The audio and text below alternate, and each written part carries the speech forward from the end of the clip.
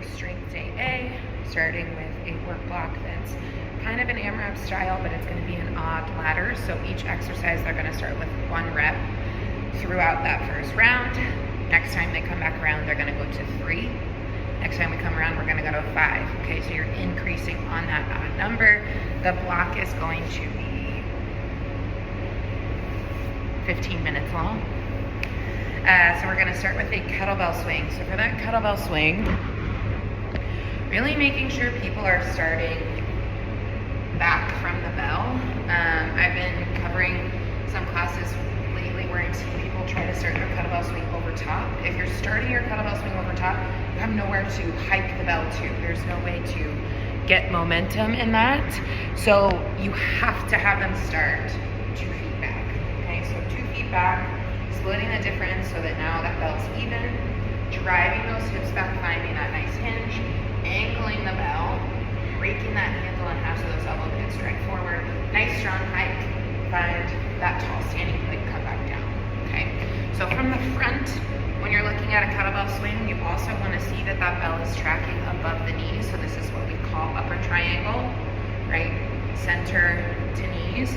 We don't want it tracking in the lower triangle, because if they start tracking in that lower triangle, it means they are hinging too soon with the bell, and it's going to be a squatty type swing, meaning that energy is going to go up and down.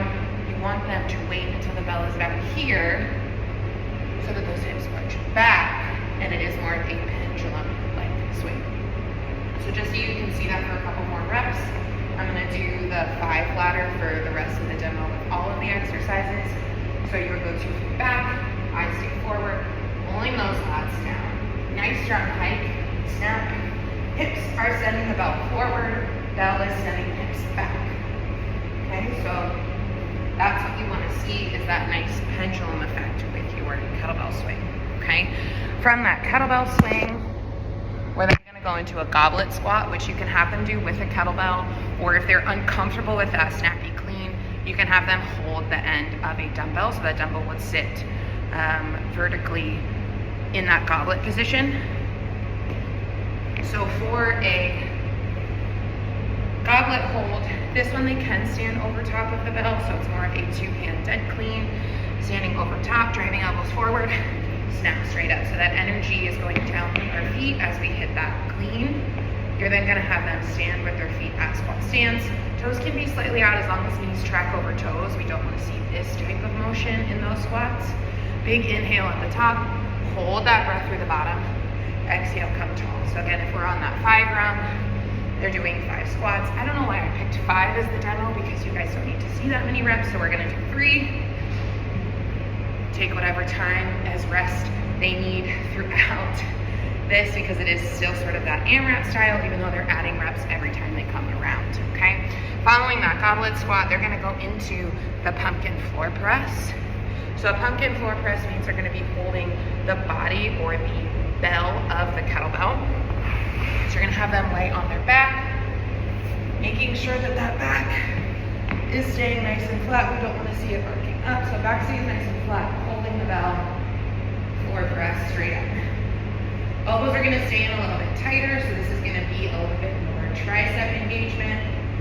If this doesn't feel challenging enough for them, they can increase the weight of the bell, or you can have them elevate their feet and hold this reverse tabletop position to add a little bit of an extra challenge. Okay?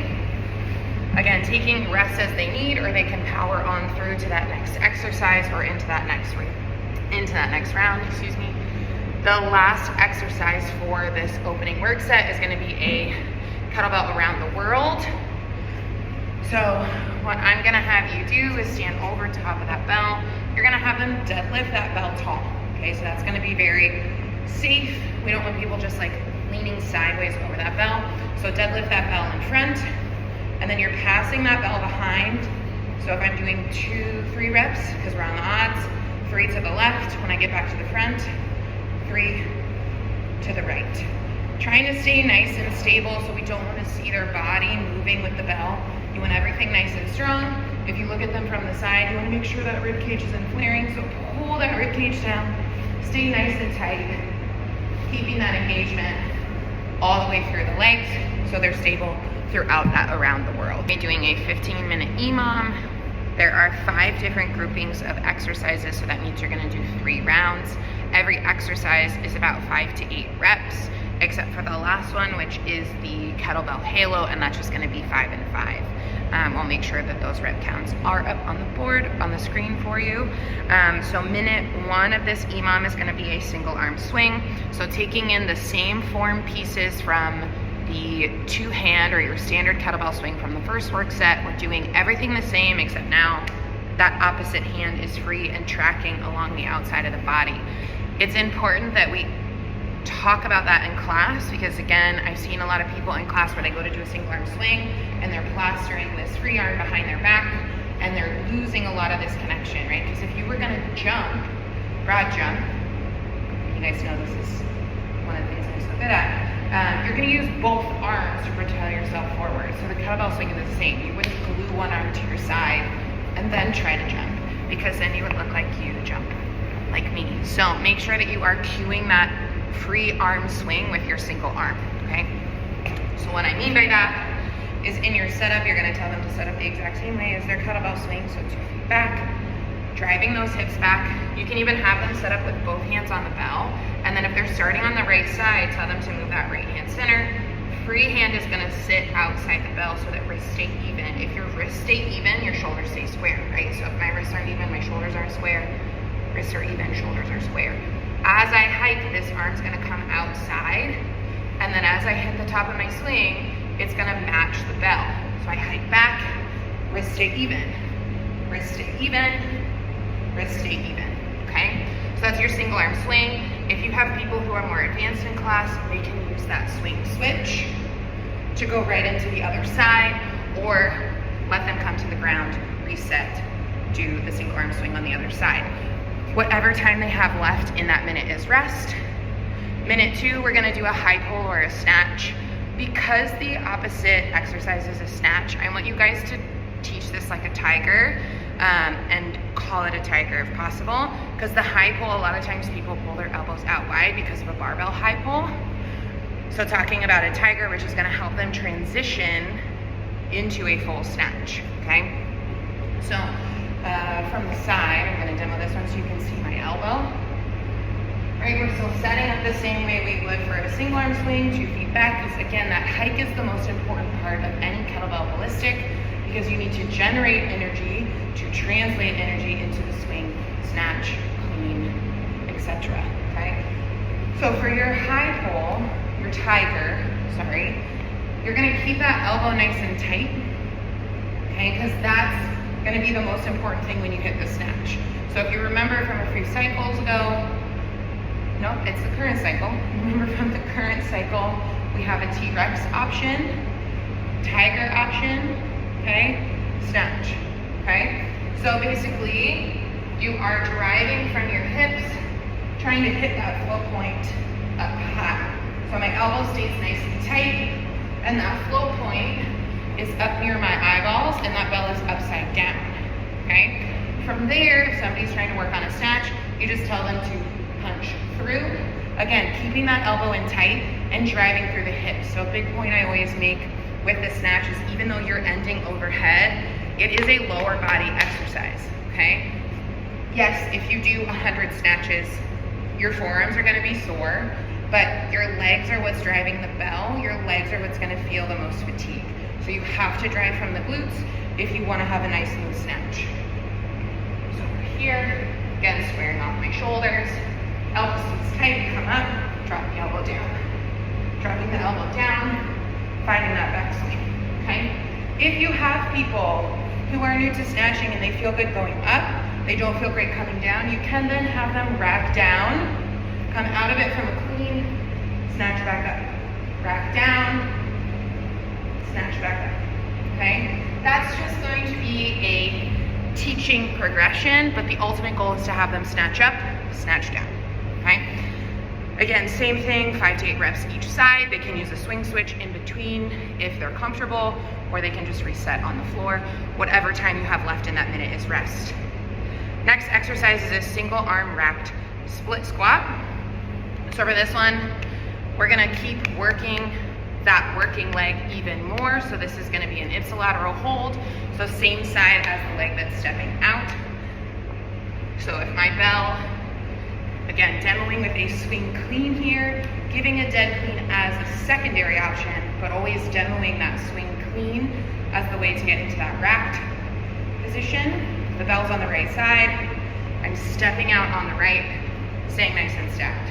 You also want to make sure that from the side, they're here, they're not trying to stay upright, okay? Because then they're not using their glutes at all. So make sure they are driving those hips back slightly so that they do have a little bit of that angle. This is still a squat because of the amount of knee bend I have. This would be a hinge, okay? So making sure they're not staying upright in their trunk with that split squat. Exercise 4 is going to be a single arm row while holding a single RDL, single leg RDL, so a stork row. So how that's going to look is you're going to have them suitcase deadlift, right? So from the ground up tall, that's the leg that's going to float back. I'm finding my single leg RDL, maintaining that single leg RDL as I hit my rope. Okay, so from the side, here, finding that nice strong rope. Making sure that that elbow is going even with the body. If it comes behind the body, it's gonna stress the front of the shoulders. So tell them to stop here. Squeezing the shoulders sometimes helps, but then a lot of times they go like this. Okay, so we don't wanna chicken wing those elbows back. In this exercise, we're contralateral, right? So your working leg is your stance leg. Your rowing arm is gonna be the opposite side so that that leg is back and you have free space for the row. Last exercise, kettlebell halo. Okay, so for the kettlebell halo, it's really important that we keep an eye on their rib cage. We don't want them flaring out. It's gonna put stress on the low back. So make sure they're pulling that rib cage down.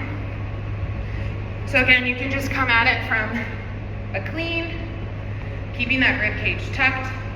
You're gonna halo around 5 each side, okay? A couple different ways that you can switch this up. So again, from the side, making sure they're not flaring as they come back. Elbows are staying tight to the head, okay?